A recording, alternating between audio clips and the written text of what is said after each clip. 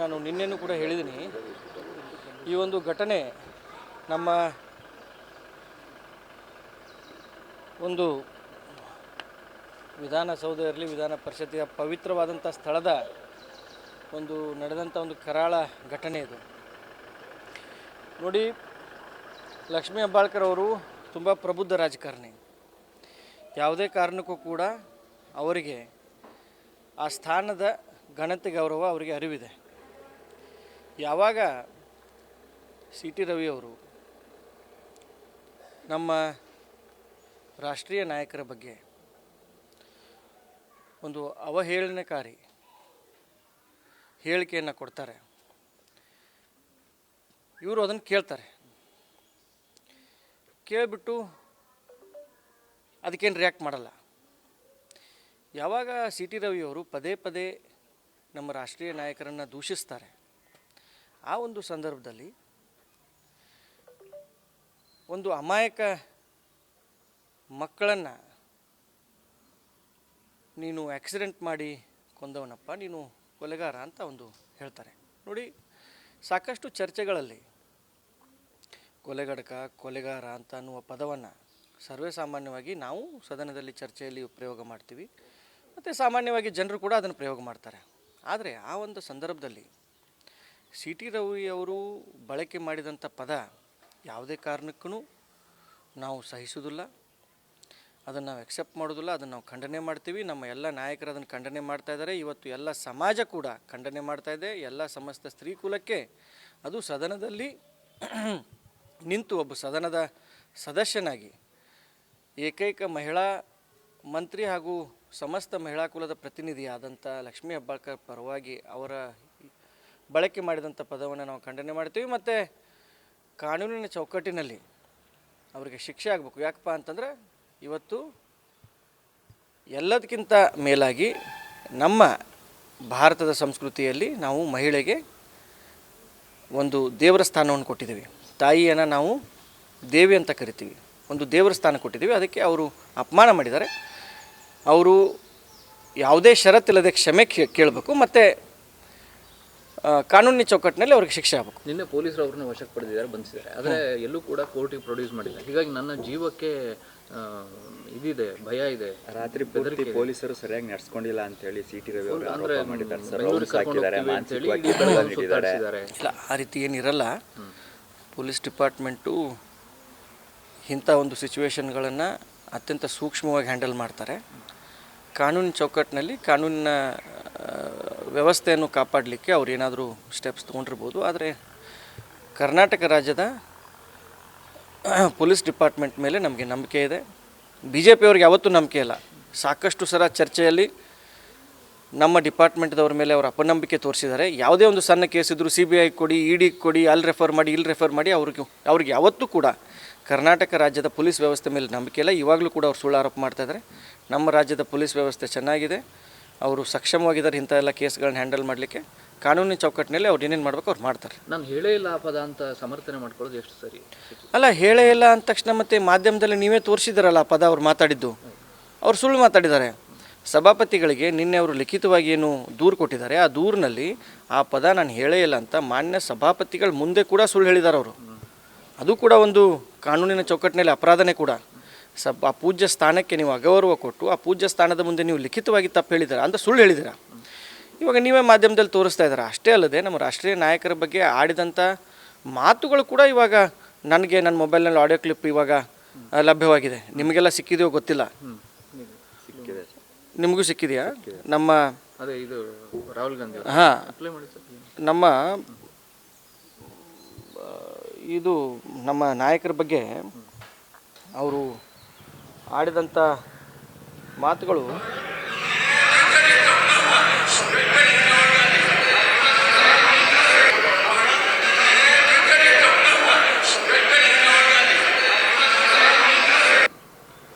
ಈ ರೀತಿ leader of the opposition in the house parliament, ಪ್ರಧಾನಮಂತ್ರಿಯ ನೆರಳು ಅಂತ ಅವ್ರನ್ನ ಕರೀತಾರೆ. ಅಂಥವ್ರ ಬಗ್ಗೆ ಯಾವುದೇ ಘನತೆ ಇಲ್ಲದೆ ಈ ರೀತಿ ಅವಾಚ್ಯ ಶಬ್ದಗಳನ್ನು ಇವರು ಯೂಸ್ ಮಾಡಿದಾಗ ನಾವು ಸುಮ್ಮನೆ ಕೂತ್ಕೊಳ್ಬೇಕಾ? ಯಾರೇ ಅವರ ಲಕ್ಷ್ಮೀ ಹೆಬ್ಬಾಳ್ಕರ್ ಸ್ಥಾನದಲ್ಲಿ ಯಾರೇ ಇದ್ದರೂ ಕೂಡ ನಮ್ಮ ನಾಯಕರ ಬಗ್ಗೆ ಆ ರೀತಿ ಆಡಿದಂಥ ಮಾತುಗಳಲ್ಲಿ ಅವರು ಒಂದು ಭರದಲ್ಲಿ ನೀನು ಏನಪ್ಪ ನೀನು ಅಮಾಯಕರನ್ನು ಕೊಂದಿದೆಯಾ, ನೀನು ಕೊಲೆಗಾರ ಅಂತ ಕರೆದಿದ್ದಾರೆ. ಏನು ತಪ್ಪಿದೆ? ನೀನು ಅಮಾಯಕರನ್ನು ಕೊಂದಿದೆಯಾ ಅಂತ ಕರೆದಿದ್ದಾರೆ. ಆದರೆ ಇವ್ರು ಆಡಿದಂಥ ಮಾತುಗಳನ್ನ ನಾವು ಕ್ಷಮಿಸ್ಲಿಕ್ಕೆ ಸಾಧ್ಯ ಇಲ್ಲ. ಅದು ಯಾವುದೇ ಕಾರಣಕ್ಕೂ ಕ್ಷಮಿಸ್ಲಿಕ್ಕೆ ಸಾಧ್ಯ ಇಲ್ಲ. ನಮಗೆ ಇಡೀ ಕರ್ನಾಟಕದ ಜನತೆ ನಮ್ಮ ಹಿಂದಿದ್ದಾರೆ. ನಿನ್ನೆಯಿಂದ ಎಲ್ಲ ಕಡೆಯಿಂದ ನಮಗೆ ಫೋನ್ ಬರ್ತಾಯಿದೆ. ಆದರೆ ಲಕ್ಷ್ಮೀ ಹೆಬ್ಬಾಳ್ಕರ್ ಅವರು ತುಂಬ ನೋವುದಲ್ಲಿದ್ದಾರೆ. ಅವರು ಸಾಕಷ್ಟು ಅವ್ರ ಮನಸ್ಸಿಗೆ ತುಂಬ ನೋವಾಗಿದೆ.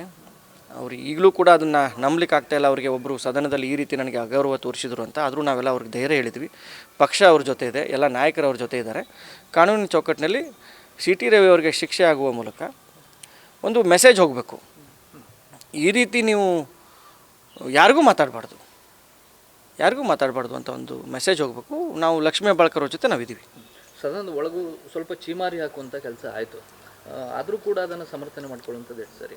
ಅಂದರೆ ಡಿ ಸಿ ಎಮ್ ಅವರು ಬೈದರು ಅವರಿಗೆ, ಅಂದರೆ ಕಲಾಪ ಮುಂದೂಡಿದ ಮೇಲೂ ಕೂಡ ನಾವೆಲ್ಲ ಅಲ್ಲಿದ್ವಿ. ಆ ಸಂದರ್ಭದಲ್ಲೂ ಇಷ್ಟು ಜನ ಕಾಂಗ್ರೆಸ್ನವರು ಅದನ್ನು ಹೇಳ್ತಾ ಇದ್ರು. ಅದನ್ನು ಒಂದು ರೀತಿಯಲ್ಲಿ ದಾಷ್ಟ್ಯದ ರೀತಿಯಲ್ಲಿ ಅದೇ ನನಗೆ ಆಶ್ಚರ್ಯ ಆಗ್ತಾ ಇದೆ. ಬಿ ಜೆ ಪಿಯವರು ಇದನ್ನು ಸಮರ್ಥನೆ ಮಾಡ್ಕೋತಾ ಇದ್ದಾರೆ.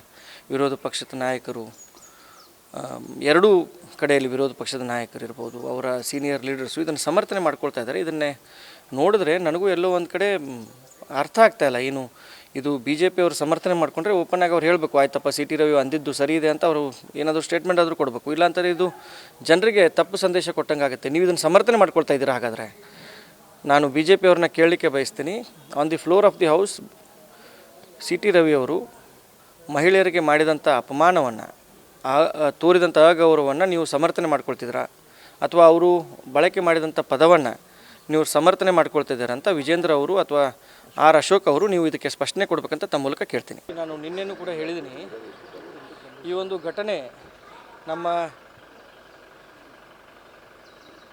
ಒಂದು ವಿಧಾನಸೌಧ ಇರಲಿ, ವಿಧಾನ ಪರಿಷತ್ತಿನ ಪವಿತ್ರವಾದಂಥ ಸ್ಥಳದ ಒಂದು ನಡೆದಂಥ ಒಂದು ಕರಾಳ ಘಟನೆ ಇದು. ನೋಡಿ, ಲಕ್ಷ್ಮೀ ಹೆಬ್ಬಾಳ್ಕರ್ ಅವರು ತುಂಬ ಪ್ರಬುದ್ಧ ರಾಜಕಾರಣಿ. ಯಾವುದೇ ಕಾರಣಕ್ಕೂ ಕೂಡ ಅವರಿಗೆ ಆ ಸ್ಥಾನದ ಘನತೆ ಗೌರವ ಅವರಿಗೆ ಅರಿವಿದೆ. ಯಾವಾಗ ಸಿ ಟಿ ರವಿಯವರು ನಮ್ಮ ರಾಷ್ಟ್ರೀಯ ನಾಯಕರ ಬಗ್ಗೆ ಒಂದು ಅವಹೇಳನಕಾರಿ ಹೇಳಿಕೆಯನ್ನು ಕೊಡ್ತಾರೆ, ಇವರು ಅದನ್ನು ಕೇಳ್ತಾರೆ. ಕೇಳಿಬಿಟ್ಟು ಅದಕ್ಕೇನು ರಿಯಾಕ್ಟ್ ಮಾಡಲ್ಲ. ಯಾವಾಗ ಸಿ ಟಿ ರವಿಯವರು ಪದೇ ಪದೇ ನಮ್ಮ ರಾಷ್ಟ್ರೀಯ ನಾಯಕರನ್ನು ದೂಷಿಸ್ತಾರೆ, ಆ ಒಂದು ಸಂದರ್ಭದಲ್ಲಿ ಒಂದು ಅಮಾಯಕ ಮಕ್ಕಳನ್ನು ನೀನು ಆಕ್ಸಿಡೆಂಟ್ ಮಾಡಿ ಕೊಂದವನಪ್ಪ, ನೀನು ಕೊಲೆಗಾರ ಅಂತ ಒಂದು ಹೇಳ್ತಾರೆ. ನೋಡಿ, ಸಾಕಷ್ಟು ಚರ್ಚೆಗಳಲ್ಲಿ ಕೊಲೆಗಡಕ, ಕೊಲೆಗಾರ ಅಂತ ಅನ್ನುವ ಪದವನ್ನು ಸರ್ವೇ ಸಾಮಾನ್ಯವಾಗಿ ನಾವು ಸದನದಲ್ಲಿ ಚರ್ಚೆಯಲ್ಲಿ ಪ್ರಯೋಗ ಮಾಡ್ತೀವಿ, ಮತ್ತು ಸಾಮಾನ್ಯವಾಗಿ ಜನರು ಕೂಡ ಅದನ್ನು ಪ್ರಯೋಗ ಮಾಡ್ತಾರೆ. ಆದರೆ ಆ ಒಂದು ಸಂದರ್ಭದಲ್ಲಿ ಸಿ ಟಿ ರವಿಯವರು ಬಳಕೆ ಮಾಡಿದಂಥ ಪದ ಯಾವುದೇ ಕಾರಣಕ್ಕೂ ನಾವು ಸಹಿಸೋದಿಲ್ಲ, ಅದನ್ನು ನಾವು ಎಕ್ಸೆಪ್ಟ್ ಮಾಡೋದಿಲ್ಲ, ಅದನ್ನು ನಾವು ಖಂಡನೆ ಮಾಡ್ತೀವಿ. ನಮ್ಮ ಎಲ್ಲ ನಾಯಕರು ಅದನ್ನು ಖಂಡನೆ ಮಾಡ್ತಾಯಿದ್ದಾರೆ. ಇವತ್ತು ಎಲ್ಲ ಸಮಾಜ ಕೂಡ ಖಂಡನೆ ಮಾಡ್ತಾಯಿದೆ. ಎಲ್ಲ ಸಮಸ್ತ ಸ್ತ್ರೀ ಕುಲಕ್ಕೆ ಅದು ಸದನದಲ್ಲಿ ನಿಂತು ಒಬ್ಬ ಸದನದ ಸದಸ್ಯನಾಗಿ ಏಕೈಕ ಮಹಿಳಾ ಮಂತ್ರಿ ಹಾಗೂ ಸಮಸ್ತ ಮಹಿಳಾ ಕುಲದ ಪ್ರತಿನಿಧಿಯಾದಂಥ ಲಕ್ಷ್ಮೀ ಹೆಬ್ಬಾಳ್ಕರ್ ಪರವಾಗಿ ಅವರ ಬಳಕೆ ಮಾಡಿದಂಥ ಪದವನ್ನು ನಾವು ಖಂಡನೆ ಮಾಡ್ತೀವಿ. ಮತ್ತು ಕಾನೂನಿನ ಚೌಕಟ್ಟಿನಲ್ಲಿ ಅವರಿಗೆ ಶಿಕ್ಷೆ ಆಗಬೇಕು. ಯಾಕಪ್ಪ ಅಂತಂದರೆ ಇವತ್ತು ಎಲ್ಲದಕ್ಕಿಂತ ಮೇಲಾಗಿ ನಮ್ಮ ಭಾರತದ ಸಂಸ್ಕೃತಿಯಲ್ಲಿ ನಾವು ಮಹಿಳೆಗೆ ಒಂದು ದೇವರ ಸ್ಥಾನವನ್ನು ಕೊಟ್ಟಿದ್ದೀವಿ. ತಾಯಿಯನ್ನು ನಾವು ದೇವಿ ಅಂತ ಕರಿತೀವಿ, ಒಂದು ದೇವರ ಸ್ಥಾನ ಕೊಟ್ಟಿದ್ದೀವಿ. ಅದಕ್ಕೆ ಅವರು ಅಪಮಾನ ಮಾಡಿದ್ದಾರೆ. ಅವರು ಯಾವುದೇ ಷರತ್ತಿಲ್ಲದೆ ಕ್ಷಮೆ ಕೇಳಬೇಕು, ಮತ್ತು ಕಾನೂನಿನ ಚೌಕಟ್ಟಿನಲ್ಲಿ ಅವ್ರಿಗೆ ಶಿಕ್ಷೆ ಆಗಬೇಕು. ನಿನ್ನೆ ಪೊಲೀಸರು ಅವ್ರನ್ನ ವಶಕ್ಕೆ ಪಡೆದಿದ್ದಾರೆ, ಬಂಧಿಸಿದ್ದಾರೆ. ಆದರೆ ಎಲ್ಲೂ ಕೂಡ ಕೋರ್ಟಿಗೆ ಪ್ರೊಡ್ಯೂಸ್ ಮಾಡಿಲ್ಲ. ಹೀಗಾಗಿ ನನ್ನ ಜೀವಕ್ಕೆ ಇದಿದೆ, ಭಯ ಇದೆ. ರಾತ್ರಿ ಪೂರ್ತಿ ಪೊಲೀಸರು ಸರಿಯಾಗಿ ನಡೆಸ್ಕೊಂಡಿಲ್ಲ ಅಂತ ಹೇಳಿ ಸಿ ಟಿ ರವಿ ಅವರು ಅಂದರೆ ಮಾಡಿದ್ದಾರೆ ಸರ್. ಇಲ್ಲ, ಆ ರೀತಿ ಏನಿರಲ್ಲ. ಪೊಲೀಸ್ ಡಿಪಾರ್ಟ್ಮೆಂಟು ಇಂಥ ಒಂದು ಸಿಚುವೇಶನ್ಗಳನ್ನು ಅತ್ಯಂತ ಸೂಕ್ಷ್ಮವಾಗಿ ಹ್ಯಾಂಡಲ್ ಮಾಡ್ತಾರೆ. ಕಾನೂನಿನ ಚೌಕಟ್ಟಿನಲ್ಲಿ ಕಾನೂನಿನ ವ್ಯವಸ್ಥೆಯನ್ನು ಕಾಪಾಡಲಿಕ್ಕೆ ಅವ್ರು ಏನಾದರೂ ಸ್ಟೆಪ್ಸ್ ತೊಗೊಂಡಿರ್ಬೋದು. ಆದರೆ ಕರ್ನಾಟಕ ರಾಜ್ಯದ ಪೊಲೀಸ್ ಡಿಪಾರ್ಟ್ಮೆಂಟ್ ಮೇಲೆ ನಮಗೆ ನಂಬಿಕೆ ಇದೆ. ಬಿ ಜೆ ಪಿಯವ್ರಿಗೆ ಯಾವತ್ತೂ ನಂಬಿಕೆ ಇಲ್ಲ. ಸಾಕಷ್ಟು ಸಲ ಚರ್ಚೆಯಲ್ಲಿ ನಮ್ಮ ಡಿಪಾರ್ಟ್ಮೆಂಟ್ದವ್ರ ಮೇಲೆ ಅವರು ಅಪನಂಬಿಕೆ ತೋರಿಸಿದ್ದಾರೆ. ಯಾವುದೇ ಒಂದು ಸಣ್ಣ ಕೇಸ್ ಇದ್ದರೂ CBI ಕೊಡಿ, ED ಕೊಡಿ, ಅಲ್ಲಿ ರೆಫರ್ ಮಾಡಿ, ಇಲ್ಲಿ ರೆಫರ್ ಮಾಡಿ, ಅವ್ರಿಗೆ ಯಾವತ್ತೂ ಕೂಡ ಕರ್ನಾಟಕ ರಾಜ್ಯದ ಪೊಲೀಸ್ ವ್ಯವಸ್ಥೆ ಮೇಲೆ ನಂಬಿಕೆ ಇಲ್ಲ. ಇವಾಗಲೂ ಕೂಡ ಅವ್ರು ಸುಳ್ಳು ಆರೋಪ ಮಾಡ್ತಾಯಿದ್ದಾರೆ. ನಮ್ಮ ರಾಜ್ಯದ ಪೊಲೀಸ್ ವ್ಯವಸ್ಥೆ ಚೆನ್ನಾಗಿದೆ, ಅವರು ಸಕ್ಷಮವಾಗಿದ್ದಾರೆ ಇಂಥ ಎಲ್ಲ ಕೇಸ್ಗಳನ್ನ ಹ್ಯಾಂಡಲ್ ಮಾಡಲಿಕ್ಕೆ. ಕಾನೂನಿನ ಚೌಕಟ್ಟಿನಲ್ಲಿ ಅವ್ರು ಏನೇನು ಮಾಡಬೇಕು ಅವ್ರು ಮಾಡ್ತಾರೆ. ನಾನು ಹೇಳೇ ಇಲ್ಲ ಆ ಪದ ಅಂತ ಸಮರ್ಥನೆ ಮಾಡ್ಕೊಳ್ಳೋದು ಎಷ್ಟು ಸರಿ? ಅಲ್ಲ, ಹೇಳೇ ಇಲ್ಲ ಅಂದ ತಕ್ಷಣ ಮತ್ತೆ ಮಾಧ್ಯಮದಲ್ಲಿ ನೀವೇ ತೋರಿಸಿದಾರಲ್ಲ ಆ ಪದ ಅವ್ರು ಮಾತಾಡಿದ್ದು. ಅವ್ರು ಸುಳ್ಳು ಮಾತಾಡಿದ್ದಾರೆ.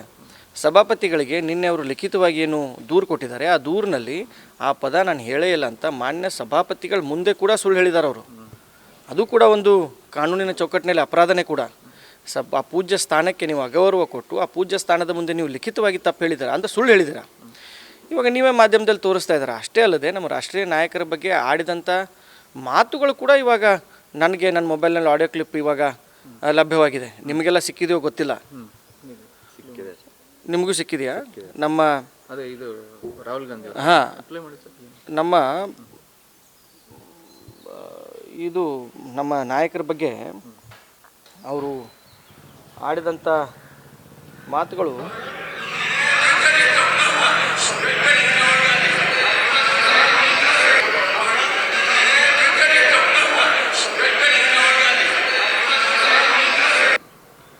ಈ ರೀತಿ leader of the opposition in the house parliament, ಪ್ರಧಾನಮಂತ್ರಿಯ ನೆರಳು ಅಂತ ಅವ್ರನ್ನ ಕರೀತಾರೆ. ಅಂಥವ್ರ ಬಗ್ಗೆ ಯಾವುದೇ ಘನತೆ ಇಲ್ಲದೆ ಈ ರೀತಿ ಅವಾಚ್ಯ ಶಬ್ದಗಳನ್ನು ಇವರು ಯೂಸ್ ಮಾಡಿದಾಗ ನಾವು ಸುಮ್ಮನೆ ಕೂತ್ಕೊಳ್ಬೇಕಾ? ಯಾರೇ ಅವರ ಲಕ್ಷ್ಮೀ ಹೆಬ್ಬಾಳ್ಕರ್ ಸ್ಥಾನದಲ್ಲಿ ಯಾರೇ ಇದ್ದರೂ ಕೂಡ ನಮ್ಮ ನಾಯಕರ ಬಗ್ಗೆ ಆ ರೀತಿ ಆಡಿದಂಥ ಮಾತುಗಳಲ್ಲಿ ಅವರು ಒಂದು